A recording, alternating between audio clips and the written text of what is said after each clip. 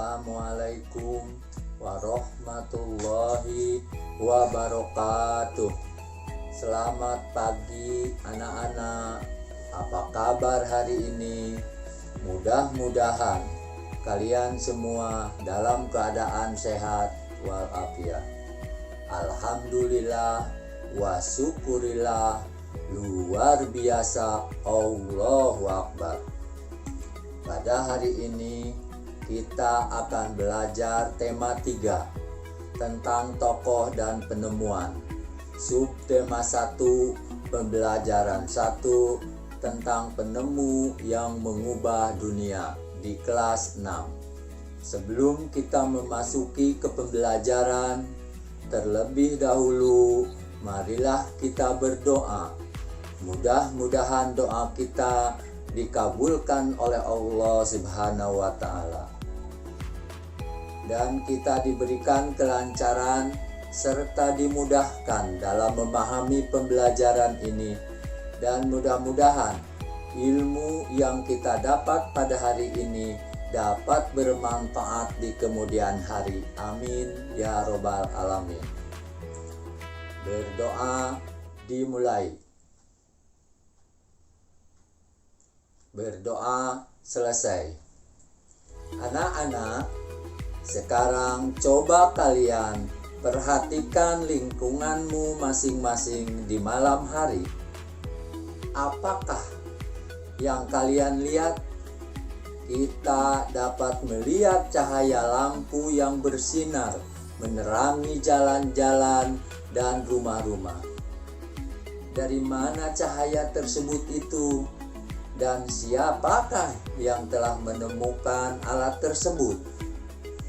Dan tahukah kamu siapakah tokoh yang telah berhasil menemukan listrik itu? Serta bagaimana proses arus listrik itu hingga dapat menyalakan lampu-lampu yang ada di jalan-jalan serta di rumah-rumah. Bapak akan menjelaskan listrik yang telah banyak membawa perubahan dalam kehidupan itu adalah pertama kali ditemukan oleh seorang tokoh yang bernama Michael Faraday, yaitu pada tahun 1791. Dia adalah merupakan seorang yang berkebangsaan Inggris, dan dia itu adalah berasal dari keluarga yang kurang mampu. Namun, karena semangatnya yang tinggi dan perjuangan yang gigih serta pantang menyerah, akhirnya ia berhasil membuat alat sederhana yang dapat menghasilkan gelombang elektromagnetik. Anak-anak, apakah kalian pernah melihat lampu listrik? Dan bagaimana proses arus listrik itu hingga dapat menyalakan lampu?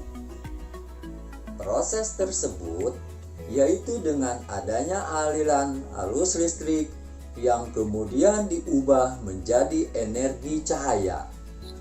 Arus listrik adalah aliran elektron dari benda yang berpotensial tinggi ke benda yang berpotensial rendah. Aliran listrik memerlukan penghantar dalam rangkaian tertutup untuk mengalir. Agar listrik dapat mengalir, arus listrik harus ada perbedaan potensial atau tegangan listrik antara kutub positif dan kutub negatif. Nah, anak-anak, apakah kalian tahu tentang rangkaian listrik itu? Rangkaian listrik itu ada 2, yaitu rangkaian listrik secara seri dan rangkaian listrik secara paralel. Sedangkan sumber-sumber energi listrik contohnya adalah generator, batu baterai, akumulator, dinamo, dan juga diesel. Sekarang coba siapa yang tahu perbedaan rangkaian listrik secara seri dengan rangkaian listrik secara paralel? Ada yang tahu? Jadi begini, rangkaian listrik secara seri adalah disusun secara berurutan, nyala lampunya redup, dan jika lampu yang satu putus, maka lampu yang lainnya pun akan padam.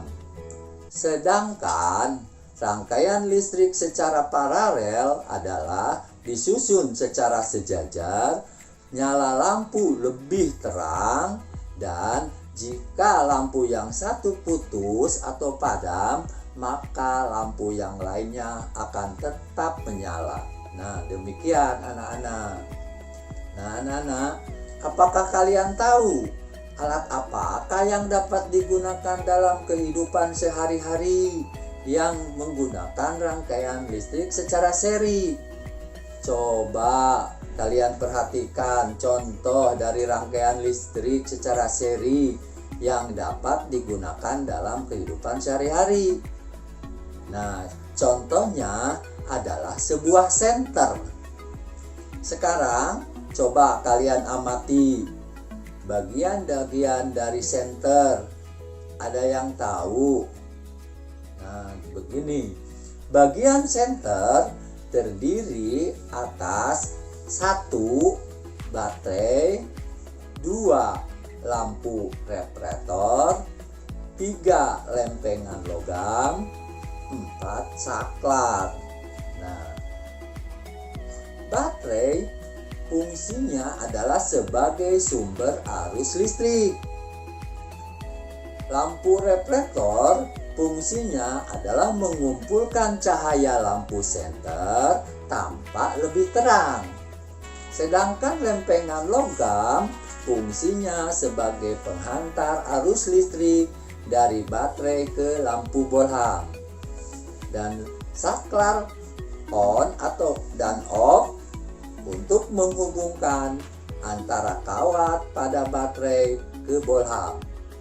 Nah, demikianlah anak-anak pembelajaran hari ini. Mudah-mudahan dapat bermanfaat. Namun, sebelum Bapak tutup pembelajaran hari ini, Bapak akan memberikan beberapa pertanyaan-pertanyaan, yaitu sebagai berikut. Yang ke-1, siapakah penemu listrik, orang mana, dan tahun berapa?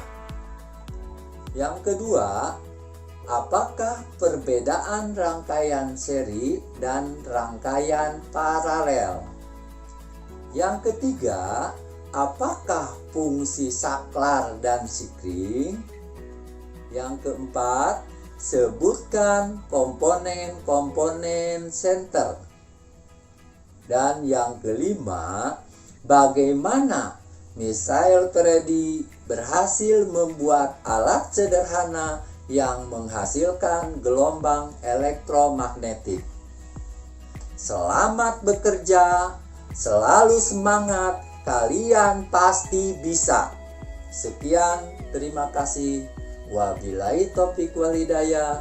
Wassalamualaikum warahmatullahi wabarakatuh.